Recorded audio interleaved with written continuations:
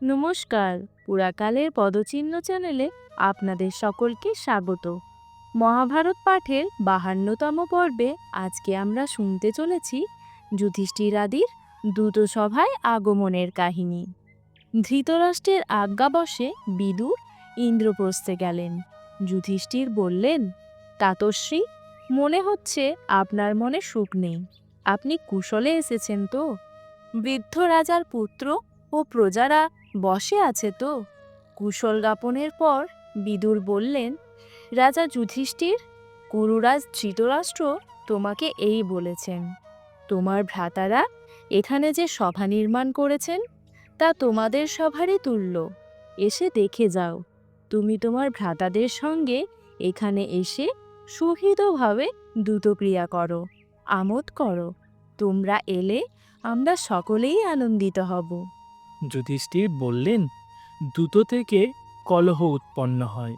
বুদ্ধিমান ব্যক্তি তার রুচিকর নয়। আপনার কি মত? বিদুর বললেন, আমি জানি যে দূত অনর্থের মূল। তার নিবারণের চেষ্টাও আমি করেছিলাম, তথাপি ধৃতরাষ্ট্র আমাকে তোমার কাছে পাঠিয়েছে। যুধিষ্ঠির, তুমি বিদ্বান, যা শ্রেয় মনে করো তুমি তাই করো। যুধিষ্ঠির বললেন, শকুনির সঙ্গে খেলতে আমার ইচ্ছা নেই, কিন্তু রাজা ধৃতরাষ্ট্র যখন ডেকেছেন তখন আমি নিবৃত্ত হতে পারি না।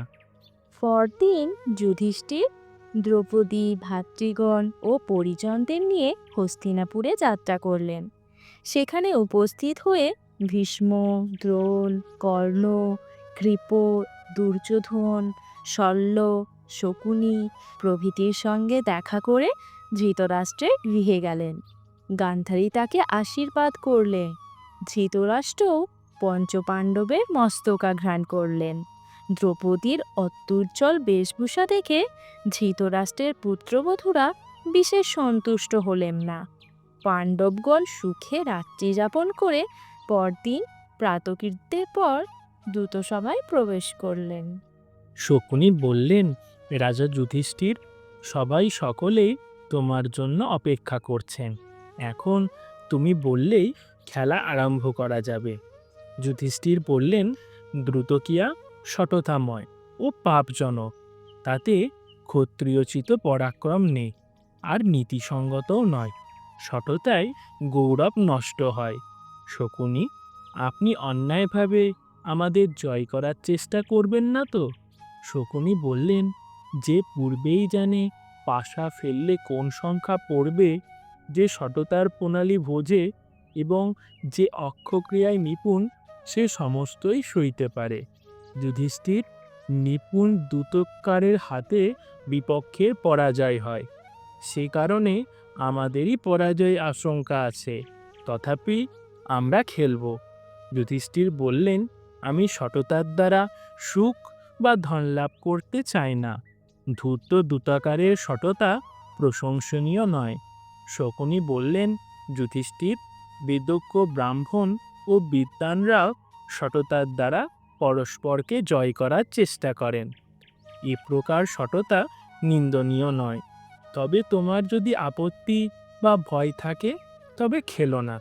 যুধিষ্ঠির বললেন, আহ্বান করলে আমি নিবৃত্ত হই না, এই আমার ব্রত। এই সবাই কার সঙ্গে আমাকে খেলতে হবে? কেই বা পণ দেবে? দুর্যোধন উত্তর দিলেন, মহারাজ, আমি পণ দেব এবং ধনরত্ন যা অর্থাদি লাগবে তার সমস্ত ব্যবস্থা আমিই করব।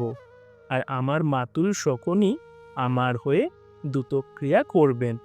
যুধিষ্ঠির বললেন, একজনের পরিবর্তে অন্যজনের খেলা নীতিবিরুদ্ধ, তাই আমি মনে করি। তবে যাই হোক, তোমরা যা ভালো বোঝো তাই করো। আজকের মতো মহাভারত পাঠের পর্ব এখানেই সমাপ্ত হলো।